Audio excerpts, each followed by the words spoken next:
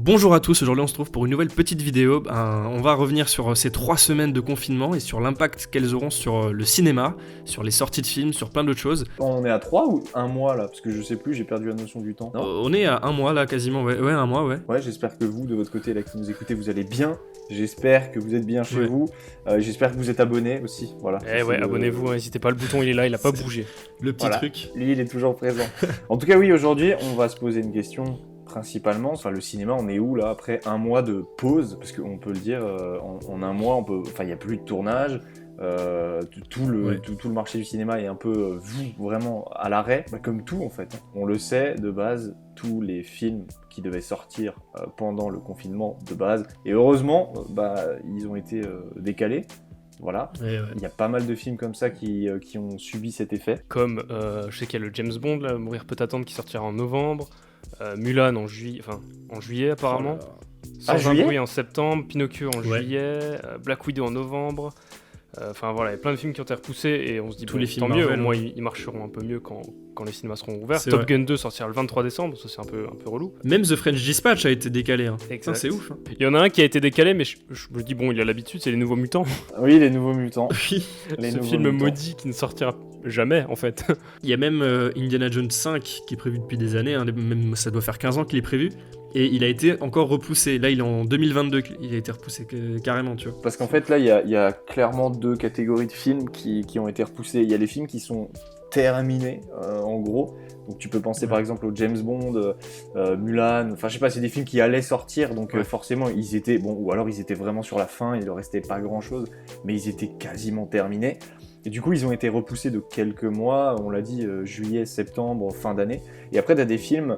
T'as des films qui ont pris un an de perpète direct, tu vois, genre paf, tu sortiras l'année prochaine. Moi, celui-là qui m'a le plus choqué, c'est Fast and Furious 9, qui, pareil, devait sortir dans très peu de temps. Je me demande s'il devait pas déjà être sorti là, à l'heure où on parle. Là. Il devait sortir en avril. Non, il sort fin mai. Il devait sortir fin mai. Ouais, ok, donc peut-être que lui, il avait encore 2-3 trucs à faire, je sais pas, peut-être des effets ou quoi que ce soit. Ouais. Mais en tout cas, c'est le premier film à avoir été décalé à l'année suivante. Et du coup, genre, tu dis, oh putain, merde. Tu devais le découvrir là, et boum, un an dans la gueule, allez. Il y a Morbius aussi. C'est ouf. C'est assez intéressant parce que ça montre que en fait, tous les studios, je pense, ils sont compris entre eux, ils se sont dit ok, je vais pas te marcher sur tes plates-bandes, et du coup, ils modifient leurs dates, tu sais, en fonction des autres sorties de films des autres studios. Et c'est pour ça d'ailleurs qu'il y a des films qui sont même pas encore tournés, qui ont dû être décalés. Indiana Jones. C'est assez ouf quand même. Indiana Jones, ça tout fait est partie décalé. du coup. Oui, Indiana Jones.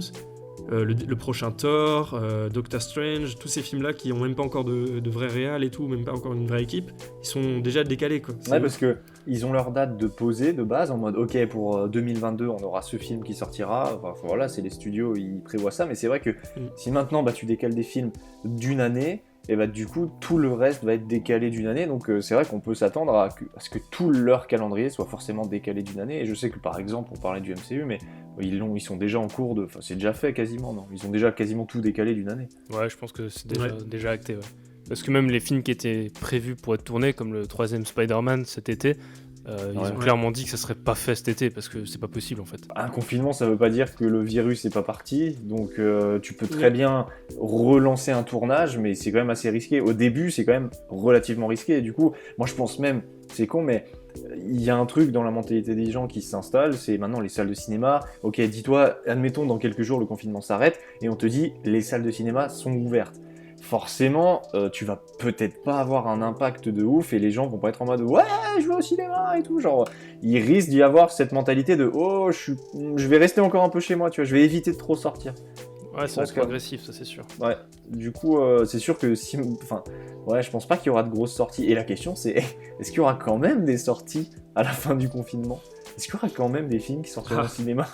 Parce que... Je pense que ça va se faire au compte-gouttes, parce que toutes les salles vont pas ouvrir en même temps, et c'est un peu chaud, quoi. Et imagine, rends-toi compte que peut-être que là, on va vivre dans une époque où on va aller au cinéma, et il y aura peut-être que 1 ou 2 films à l'affiche. C'est bizarre, non? Oh là là.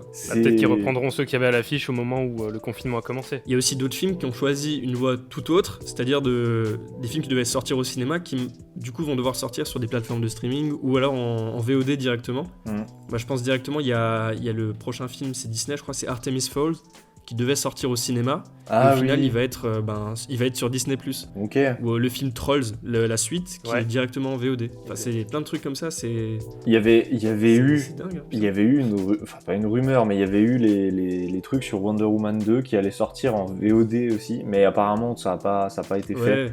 Bon, j'ai envie de dire encore heureux, parce que putain, ça aurait été con quand même sur MyTF1, t'as ton Wonder Woman 2 qui est même pas sorti au ciné.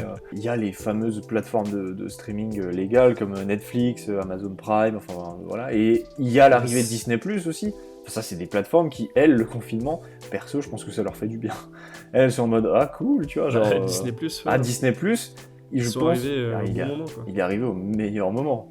Disney Plus, là, tous les gens qui l'ont pris, Malheureusement, mais ouais. on est d'accord qu'on a chacun un abonnement ici. Oui. Voilà. Ouais. Voilà, on a chacun un abonnement, enfin, on a chacun un compte, principalement. Mais c'est vrai que, putain, en quelques jours, tout le monde est passé sur... Enfin, beaucoup de gens sont passés sur Disney+, quand même. Et en plus, c'est marrant, mais là, on parle direct de Disney+, mais il y a un impact assez drôle, c'est que Disney a un catalogue très rempli de films que tout le monde a vu 15 000 fois, tu vois, un peu des films d'enfance, on peut le dire. Le fait de rester chez soi, tu sais, t'es dans ton confort, et du coup, t'as envie de regarder des trucs qui te font plaisir, qui te font rester dans ce confort encore plus, et du coup, les vieux classiques, les Disney, tout ça, bah, les gens ils kiffent, les gens ils vont regarder. Du coup, Disney Plus est vraiment dans le bon truc, tu vois. Là, ils sont, ils ont trouvé le bon moment, même si c'est malheureusement quoi. Mais Bah Ouais. oui.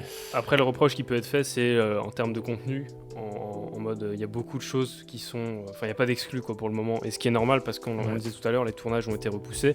Et comme par exemple les séries Marvel qui devaient arriver exclusivement sur Disney Plus ne sont même pas terminées, sont repoussées à fin d'année, voire l'année prochaine.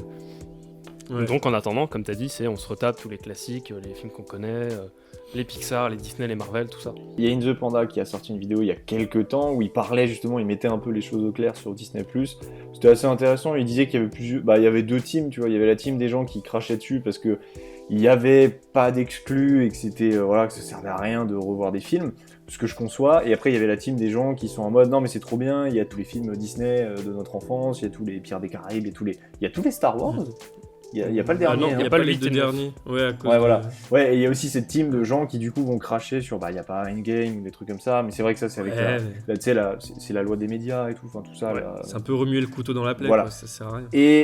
Et du coup, c'est vrai que Disney+, c'est vrai que Flo, t'as pas tort, il n'y a pas vraiment d'exclus.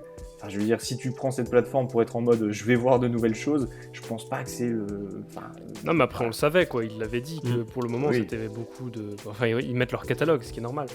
Les normal. exclus viendront avec le temps. Quand Netflix est lancé, j'imagine qu'ils n'avaient pas 50 séries originales. Il y a un truc qui est dommage, c'est que, enfin c'est pas vraiment dommage, mais il y a la plupart des séries Disney Plus qui sont des Disney Plus Originals. Bah nous on les a déjà vus malheureusement en streaming, on va pas le dire comment, mais enfin tout ce qui est Mandalorian par exemple, tout le monde l'a déjà vu malheureusement parce que la plateforme a été décalée de plusieurs mois, je pense par rapport à la chronologie des médias.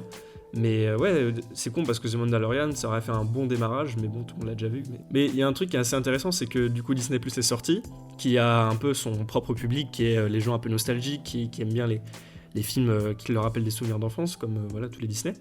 Et du coup, c'est assez cool parce qu'il y a plein d'autres plateformes de streaming qui existent et qui du coup ont chacun leur public. Il y a du coup Amazon Prime qui a des séries qui sont tous très originales que j'aime beaucoup. C'est vrai. Où il y a Netflix qui propose un public plus large par exemple. Et puis il y a même plein d'autres plateformes de streaming qu'on parlera plus tard qui sont plus dédiées à des publics on va dire plus spécifiques. Alors je crois même, je suis pas sûr, mais il n'y a pas un truc genre avec l'abonnement Canal, je crois que c'est aussi In The Panda qui en parlait, mais Ouais. t'as un accès à plusieurs plateformes. C'est un abonnement, je crois que c'est l'abonnement Canal Plus série. Ok. Et en gros, t'as accès du coup à Canal Plus, MyCanal, t'as accès à OCS, t'as accès à Netflix et t'as accès à Disney+. Ouais, donc il y a quand même. C'est vraiment il y a quand même énorme des trucs- package, quoi. Voilà, il y a quand même des trucs qui existent et faut Pour je crois 19€. Ah ouais, eux ils ont trouvé le bon truc, hein, MyCanal. Déjà qu'ils ont un énorme catalogue qui est génial, hein, franchement, ils ont un super catalogue. Et en plus d'avoir du coup pouvoir grappiller chez les autres plateformes, c'est franchement ils sont pas cons quoi. Non, c'est pas mal. C'est aussi, tu sais que c'est une plateforme que j'ai un peu découvert. MyCanal, il y a pas trop longtemps. J'ai découvert avec la série L'effondrement des parasites. Et je me suis, bon, physiquement, quand je suis allé dessus, je me suis dit, ok, ça a la même gueule que Netflix. que Amazon Prime, que Disney+. Ils ont tous la même gueule, Ça a tous la même gueule, tu vois. Mais c'est cool, parce que tu vois des petites séries sympas.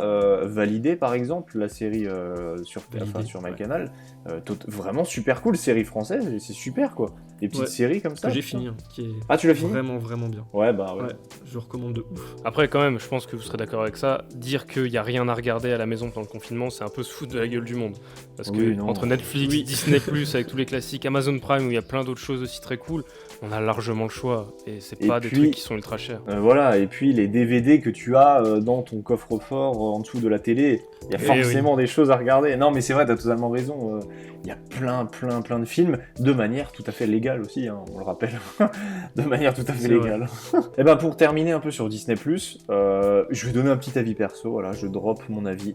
Moi je suis plutôt content pour le moment de cette plateforme, même si j'attends des exclus, voilà. Et puis petit coup de cœur, là c'est une petite reco que je fais, que vous entendrez peut-être dans le futur. Hashtag on refait le film avec quelqu'un, avec un autre. Non mais voilà, moi je vais recommander une petite série que vraiment j'adore, que je connaissais à l'époque, ça s'appelle Souvenir de Gravity Falls, c'est un dessin animé, et moi je la recommande, voilà, c'est super cool, ça parle de deux jeunes adolescents qui sont chez leur oncle, et ils sont dans une ville où il y a que des monstres, des mystères, des trucs comme ça, et puis il y a plein de trucs genre théorie du complot, voyage dans le temps, c'est génial, donc moi je recommande ça, et ça, tu sais, c'est des épisodes de 20 minutes, les musiques sont trop bien, l'ambiance est géniale, la qualité est magnifique, donc ça c'est cool. Franchement j'adore. Donc petit reco. C'est fait par les mecs de Rick et Morty, hein, alors, ceux qui ont fait Rick et Morty. Bah en fait tu le sens au niveau de l'humour, qu'il y a ce côté, tu vois, genre assez Rick et Morty, mais pour le public plus jeune. Parce que Rick et Morty, on est d'accord que c'est quand même assez trash. Là, c'est un peu plus trash. Voilà, Gravity Falls, c'est quand même de l'humour un peu plus enfantin, même s'il y a des blagues, parfois, tu sais, moi je regardais ça quand j'étais un peu plus petit quand même, j'étais au collège, et il y a quand même des blagues en mode, tu sens que les créateurs ils sont en mode, ouais, si t'es adulte, tu les comprends un peu différemment les blagues, tu vois, genre tu te dis, ah non, c'est super cool. Et si moi je peux conseiller un petit programme, ça serait le documentaire Free Solo, qui était aux Oscars il y a un an ou deux, je sais plus, qui parle d'un mec qui veut escalader le El Capitan, qui est un sommet de Yosemite, le parc national aux États-Unis. Et c'est très cool, voilà. Donc voilà, regardez d'autres trucs. Je finis aussi avec un petit conseil pour ceux qui n'ont toujours pas vu. Il y a l'intégralité de la série Clone Wars. Oui. C'est vraiment une série ouf. C'est une tuerie. Et c'est une série qui date de 2008, hein, et il y a toutes les saisons, quoi. C'est excellent. Et ben figure-toi que je l'ai noté, et c'est la série que je vais regarder dès que j'ai fini Gravity Falls. Et il y a un truc qui est ouf, non ? C'est que ils ont fait une saison exprès là, non ? Oui, normalement la dernière c'est la dernière. Voilà. Je l'ai pas encore vu, mais alors il y a eu pendant quelques années, il y a eu une période de blanc où il n'y avait pas de dernière saison. Et Disney a dit qu'ils allaient terminer la série, et j'ai trouvé ça fou de dire que... C'est génial. Ouais, les mecs qui sont venus, ils se sont dit, bon les gars, c'est vrai que la série avait jamais été finie, venez, on vous la termine, tu vois. Genre tu te dis, putain, c'est trop bien. Et pour finir, on peut parler d'une autre plateforme de streaming qui est très cool, on a déjà parlé dans les podcasts, c'est la Cinétech. C'est une plateforme de streaming légale qui coûte 3 € par mois, même pas, de 99. Il y a un abonnement à 3 € par mois qui te permet d'avoir 10 films tous les mois sur un thème donné. Et après, tu as d'autres abonnements du coup pour avoir qui durent à peu près toute l'année, tu vois, ou pour avoir d'autres films dans le catalogue. Mais c'est vraiment bien parce que c'est que des films du coup en haute définition, avec des sous-titres en français évidemment, et parfois même des VF pour certains films. Donc c'est vraiment cool. Alors c'est destiné à quel public, la Cinétech ? Alors c'est pas ciblé, c'est ouvert à tous, mais justement c'est pour faire découvrir aux gens les grands classiques du cinéma ou les films un peu méconnus. Voilà. Il y a un truc qui est très cool sur ce site, je trouve ça pas mal, c'est qu'ils ont en fait répertorié une liste, je ne sais pas comment, de films qu'ont proposé les réalisateurs. Okay. Et du coup, tu peux voir, genre, par exemple, quel film Arnaud Desplechin il kiffe se regarder le samedi soir, tu vois. Et puis, t'as toute une liste avec à chaque fois le film. Et quand le film est disponible sur la plateforme, tu peux le louer en VOD. Et si jamais vous voulez d'autres plateformes de streaming, il y a In The Panda, encore une fois, qui a fait une vidéo très cool où il parle de plusieurs plateformes qui existent. Par contre, il y a un petit truc qu'on peut évoquer pour finir la vidéo, c'est les prochaines... Il y a quelques prochaines sorties imminentes là qui vont arriver. Je pense, déjà, il y a un film là qui sort normalement, je crois, vendredi sur Netflix. Sergio, avec Ana de Armas et Wagner Moura. Voilà. C'est une histoire vraie, ça va être très cool, je pense. Je sais pas, on verra, hein, c'est pas encore sorti. Franchement, on verra, la critique sera de toute façon dispo. Et puis ouais, non, franchement, ça peut être cool. Tu vois, des films comme ça qui sortent sur Netflix, ça fait plaisir. Sinon, niveau série, il y a aussi des petites nouveautés qui vont arriver. Il y a Space Force, que j'attends de ouf, parce que c'est produit par des mecs qui ont bossé sur The Office. Ça fait plaisir, puis il y a Steve Carell qui joue dedans. Il y a une autre série qui s'appelle Hollywood, qui sort le 1er mai sur Netflix, c'est avec Darren Criss et Samara Weaving. Enfin, c'est un truc assez très cool. C'est pas une série qui se passe genre dans les années... c'est pas moderne, je crois, c'est dans les années genre 50. Non, c'était les années 40, ouais. Ouais, voilà, un truc comme ça. Ça a l'air vraiment sympa, hein. Franchement. Bon, bah voilà, c'est tout ce qu'on pouvait dire sur le cinéma. Après ces quelques semaines de confinement, rassurez-vous, le cinéma n'a pas disparu, à moins que... voilà, mais non, il est toujours présent et il va continuer à perdurer dans le temps, c'est sûr. On sait pas encore l'impact que ça aura plus tard. En tout cas, ça aura forcément... Il va y avoir du changement. On verra en bien ou en mal.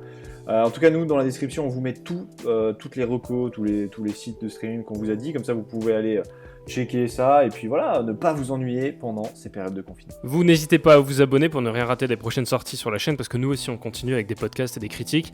On se retrouve bientôt pour de nouvelles aventures. Ciao!